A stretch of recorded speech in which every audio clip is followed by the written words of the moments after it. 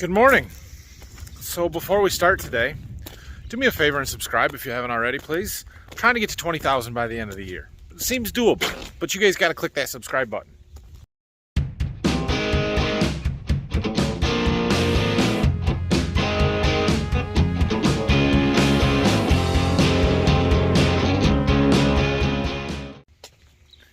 Now, it rained. Again. A lot. Well, not a terrible lot, but we had 7/10 in about 15 minutes at 4:30 this morning, and who knows now.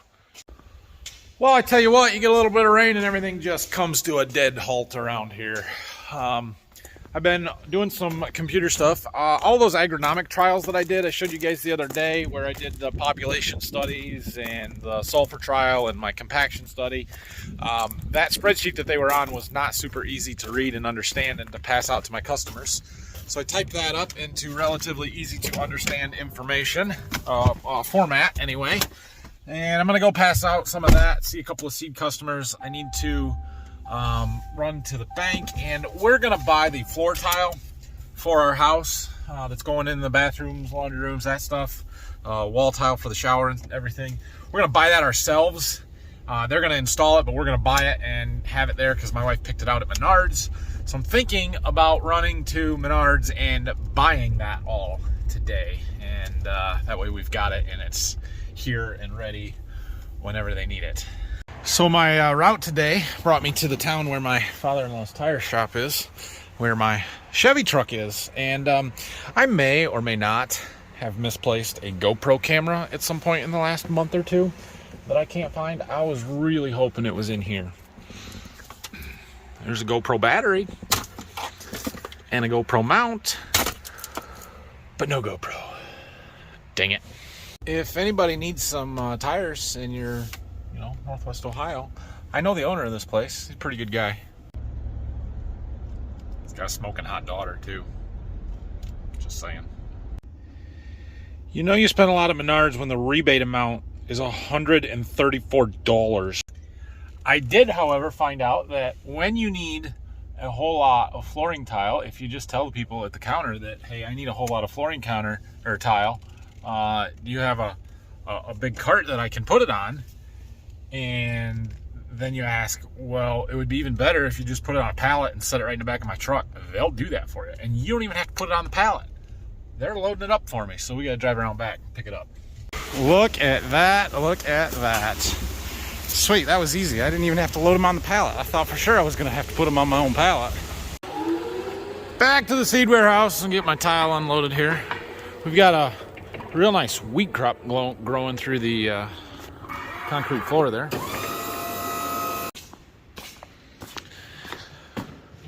That's a lot of tile. So that is all the tile for the master bathroom, laundry room, entry room off the garage, half bath, kids bath, guest bath. Plus the white stuff on the top here is for the walls in the shower. The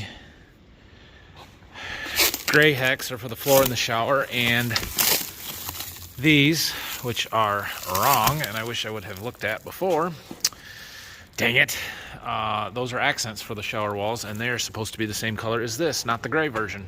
Great, thanks guys. That's what happens when you don't load it yourself. Turns out I was wrong.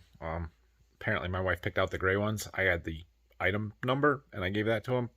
That's right. I thought we were going to match the white tile. What do I know? So in that whole trip that I just made, and I probably drove 70 to 80 miles today, south and then back, and I took two different routes. And I saw one combine running.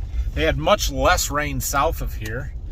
There's more water standing in our fields just in the last 2 or 3 miles from the south to here than anywhere else that I was today. But there is hardly anything done. Like, I would guesstimate right now in what I just drove today, Williams County and Defiance County, Ohio, we're probably sitting somewhere between 2/3 and 3/4 of the crops are still in the fields. like 25 to 30% harvested at this point.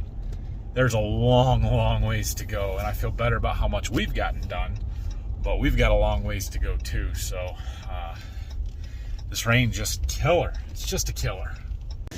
All right, we're gonna go do a little crop scouting. I haven't done much of that lately because harvest and all that, but I want to go look at our wheat, see how that's coming. I want to go over to the field where we were combining yesterday. I'll show you the ruts I was making in the dark and why we quit when we did. And both Dad and Phil have told me that we got hail this morning. I didn't notice it at my house, but I'm 5 miles from here. And Phil said he was here at like 5 o'clock this morning shutting the fans off to the bin, the aeration fans. And he walked between the bin and our propane tank out there, and there was a drift of hail pellets that had come off the bin. So that could be devastating, and we're going to go look at our soybeans and see if we can see any damage from it. There's some of the corn stalks that Dad did the ripping on yesterday. Looks like it worked out pretty good. Buried the residue real nice. For as wet as we are, that doesn't look too bad. He also did that part of the field over there, so got a fair amount of it done. Well, we're not going to drive out there, and I'm really not going to walk out there either because it's muddy. The wheat from here over doesn't look bad, but that was the stuff that was planted really early. From there north is where my March beans were, and that was later planted, and it's streaky and patchy. It looks better than it did a few weeks ago, but it's not great. I am kind of wondering, though, after we get a frost, if this wheat is going to look as good as it does or not, because all the volunteer beans out here are going to die, and there's a lot of them. Problem is we can't do anything about it. It's so wet that we can't come out here and replant the wheat if we wanted to, so our wheat crop is in jeopardy. I know I've been pushing the early planting in the March and stuff, but September's probably too early. These beans probably aren't going to make it for next year. Yeah. All that green out there is volunteer soybeans. They look really bad. But 1 bushel loss per acre with the combine is like 150 to 60,000 seeds, and that's what we plant seeding rate. And these are not as thick as we would plant them if we were planting them. So our losses really aren't that bad. It just looks that bad. It looks terrible. Here's another wheat field. Not pretty. Lots of water out there, streaky. We're already looking at a below average wheat crop, and it's still early.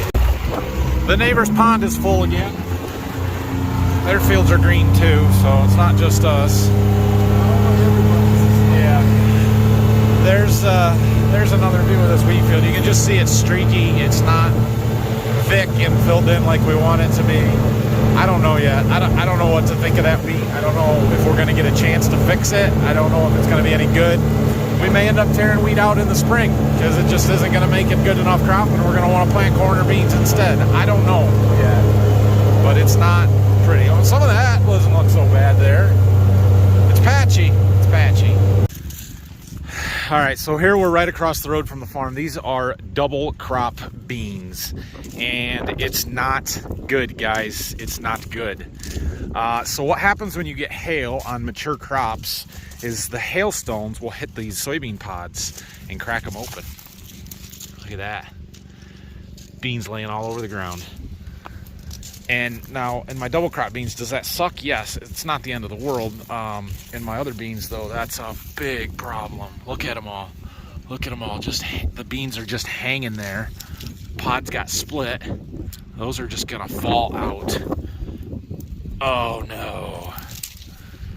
Oh, it's devastating. I don't know how well you guys can see. Yeah, you can see them. All those different colored pods, they're all cracked open. We're gonna have to go look at some of our regular beans, not double crops, and see how bad they are. Here's the bean field we worked on yesterday. It's wetter now, so there's that. We got them out when it was drier yesterday, at least. Make sure there's no hail damage on our new combine. That'd be awful.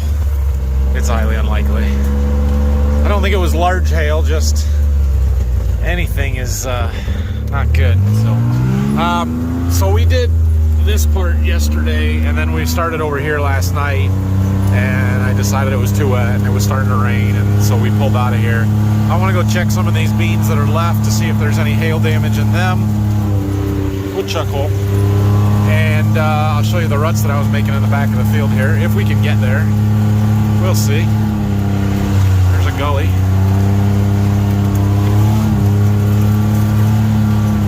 Let's see what this looks like. I don't know that I can stand up out here. This ground is so soft. Definitely got some hail damage here. In fact, it's oh, it's bad. Look at all the beans laying on the ground. They're all swelled up. Gonna be volunteer beans out here before we even get here with the combine. God, that is super frustrating.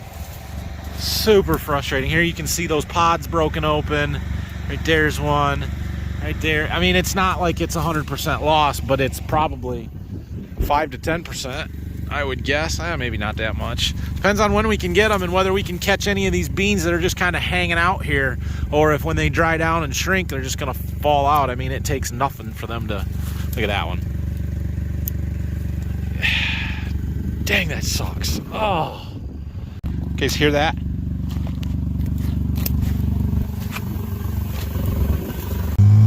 That's not ideal. Not at all. I hope we don't get the gator stuck. I don't know if I really want to go much farther, but you can see there what we were doing tracking this stuff up. This was no good. We can't combine in those conditions unless we absolutely have to, but no good. The corn here, I don't think the hail would have hurt very much. It would have had to be big enough and heavy enough hail to knock the stalks down or break the ears off of the stalks, and I don't see any of that. This all looks like it's going to be just fine. We just have to get to it, so not a big damage there. Here's another field of our beans. We're not very far from the last one I looked at. There is some here, but I don't see it as bad, not as much. So maybe that hail moved through on an angle where it caught the home farm and the field that we were just at, but not this one. I don't know. This one doesn't look as bad though, so that's good. I am getting ready to go home pretty quick, but let's check out the house. Check it out. We've got some siding, finally. We'll walk around the outside real quick before we go inside, but they've trimmed out the doors. They've got the siding out, the soffit on this side. That all looks fantastic. I'm happy with that. This siding color was our third choice because the first two were unavailable, so it's a little lighter than we really wanted, but it'll be fine. It looks good. Got a little bit done on the back side here. All the windows have been trimmed out. They put the ceiling in our porches, both of them, so that is nice. Got this soffit in on this side. Awesome progress. We're making progress. Got the ceiling on the front porch almost done. Got a little bit to do right there yet, but it's all good things. Whew, we've got a bit of a mess in the garage, but I suppose that'll happen. Oh, let's see how the drywall's coming. It looks good. They're getting all the seams have been done multiple times, and it looks fantastic. I don't think they've done any texture coats yet anywhere. I don't know if they were sanding today. Those walls don't look sanded. Maybe in here. Oh yeah, this has been sanded. Sweet. So they're getting ready for texture. Awesome. All looks great. When they started the drywall, they told me they thought they'd be done by the end of this week. That's in 2 more days. I don't know if that's going to be the case or not. I mean, they haven't even gotten to this room. All right, well, I think I'm going to go home pretty quick here. It's about 4:15, so it's real early, but like I said, when it rains, we just don't have a whole lot going on. So I don't know when we're going to get back in the fields. I somehow doubt it's going to be tomorrow, maybe over the weekend, but they're calling for more rain Sunday and Monday, so we'll see what's going on Saturday. There's a pretty good chance I'm not going to make a video tomorrow, so we'll see. But thanks for watching this one. Hopefully it dries up, but there is a very real possibility that we're going to have to wait for a freeze to get stuff out. Like, it is that wet right now, especially at Berkey, that until it freezes, I don't know if we're going to get across these fields. And we may be a month away from a freeze. We may have a long period here where we're just waiting, and that's not fun. So we'll see. Thanks for watching, everybody. Hit that like and subscribe button, and we'll see you when we see you.